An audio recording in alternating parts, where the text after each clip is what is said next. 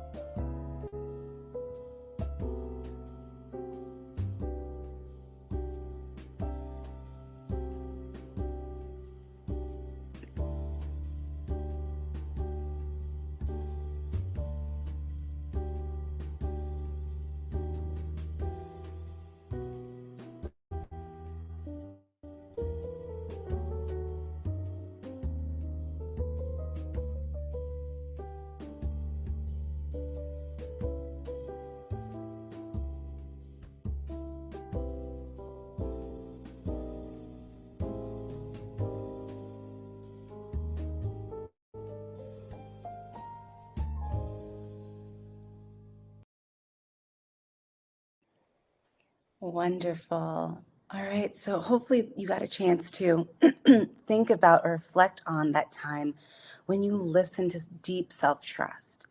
And again, these are those moments where it's like literally it's like a spidey sense or feeling that you have, or it's, I had one person say to me once, I just heard this little voice that said, go.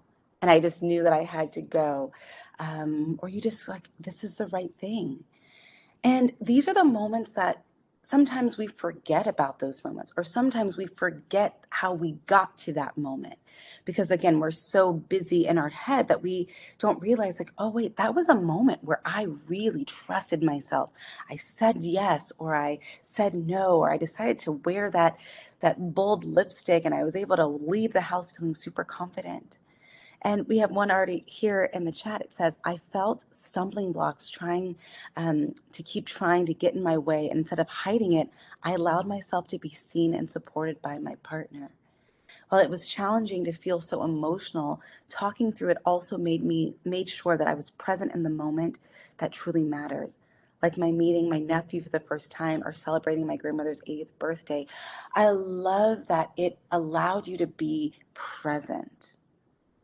And sometimes that's a courageous act. Being present in the moment when there could be so many things going on, we find that. And Cassie, I love that you're like, this is a challenging one.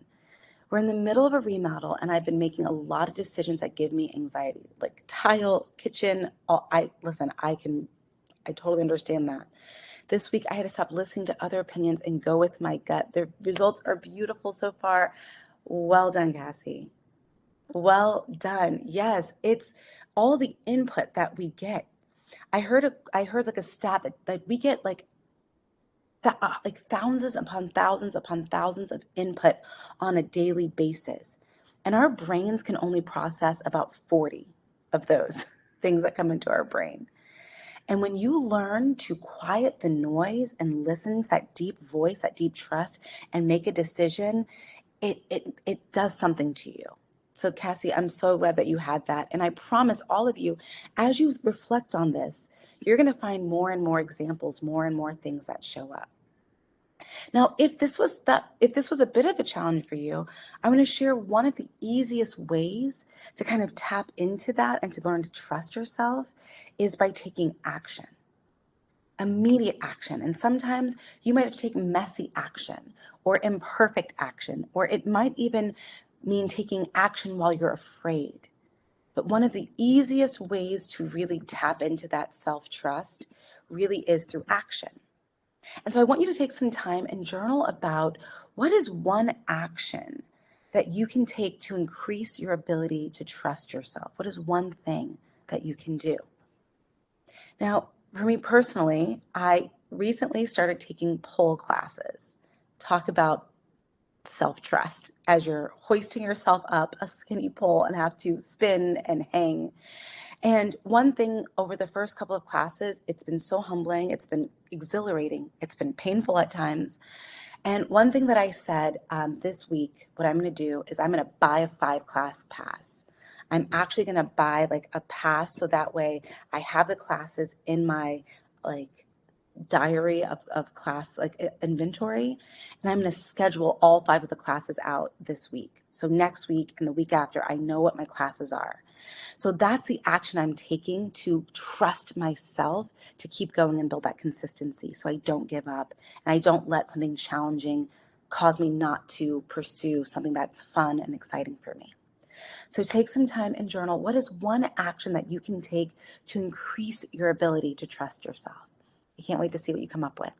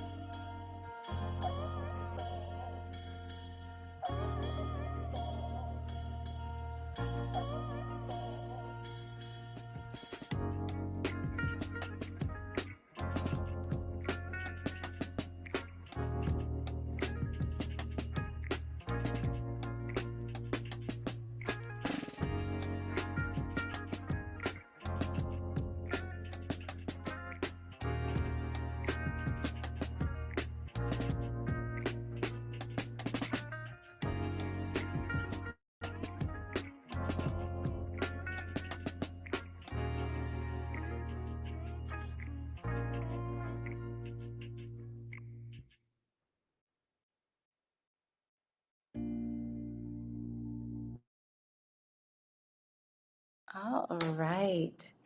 And Angie commented about my dancing experiences. So stay tuned, still very at the beginning, but by taking the schedule and booking the class passes, I'm committing to continuing to go and to trust that this is the right thing and that I'm going to learn so much about myself and so much in terms of technique. So I'm looking forward to it.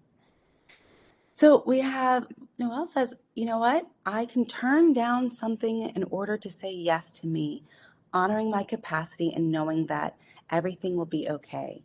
I got a request for dog sitting that is just a bit too far away, and I'm allowed to set and keep boundaries. Yes, 100%. 100%. I love that. Yes, it will be okay. Wendy says, learn your body's response to questions like forward sway for yes, backward sway for no.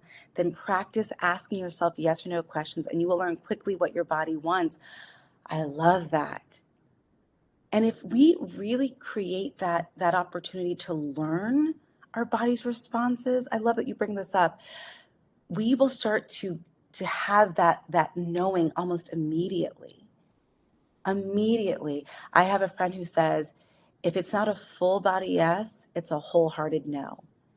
And so she is listening to what if her entire body is like yes, then she goes for it. But if there's any inkling, she's like, with my whole heart, it's a no. And she feels confident in that.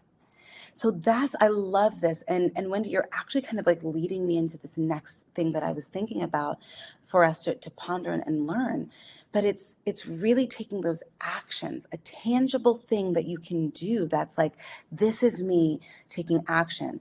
I had one person once who said, from now on in meetings, what I'm going to do is I'm going to go to meetings with my camera turned on. She used to go into these meetings and have her camera off in work meetings because it wasn't required. But she's like, I want people to see me. And I think if I can see my face on the screen, it's going to embolden me to speak up in meetings more and to create more of a presence. Because that's what I need. I need to trust that I'm valued and that my words have meaning and that my words matter. So I love it. I love it. I love it. So in the vein of what Wendy just shared, let's move on and let's think about how you can create more space this weekend. How can you create some space to connect with yourself? Because when we're able to connect with ourselves, that's another way to deepen that. Whether you're listening to what your body responds to, or your thoughts, or your process your emotions, whether it's taking a walk, doing some gardening, some cloud gazing, or meditating, the options are limitless. So take some time and think about this weekend. What's one way that you're going to create some space to deepen trust with yourself and an opportunity to possibly listen to what your body, your soul, your spirit is saying for you to deepen that self-trust. So let's see what you come up with.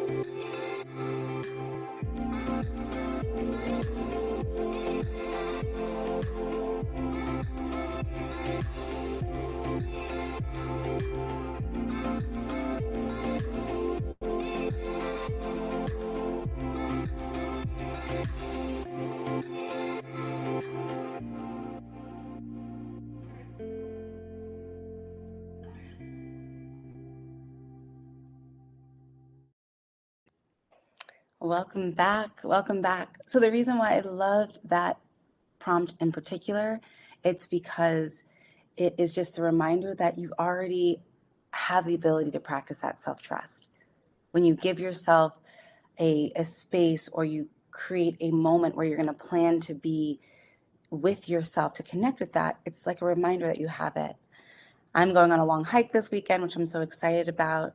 And I'm just going to, no podcast, no music. I just want it to be silent. That's how I'm going to really listen. Noelle says she's going to take a different route on her walk with Rusty through the park to remind her that it's okay to try something new and see the beauty that is existing already around. We kind of tend to miss. Cassie says, for the past 2 days, I've gotten up at 6 a.m. to do morning pages. I'd love to sleep in, but there's something magical about being up before my family and putting pen to paper while the world is still. Yes, these are those sacred moments of connection and trust that gets built when you do that. It's like a relationship. It's really like building a relationship with yourself. It's building a relationship with that part of you that's saying, I want you to trust me more.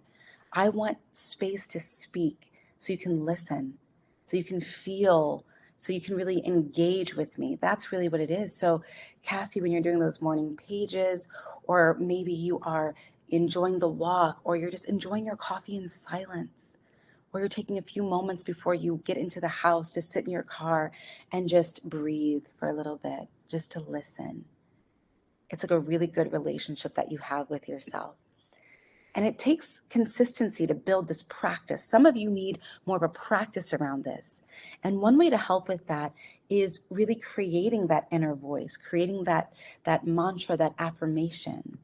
So to seal the deal from today's class, I want you to think of maybe a daily mantra or an affirmation that you could tell yourself to help cultivate your self-trust. Now, mine is pretty simple. It came to me pretty quickly, and it literally says, trust in your magic. And that's something that I've been saying to myself every time that I hop on the pole, or every time I go into a client meeting, or every time that I am answering an email or walking out the door. I tell myself, trust in your magic.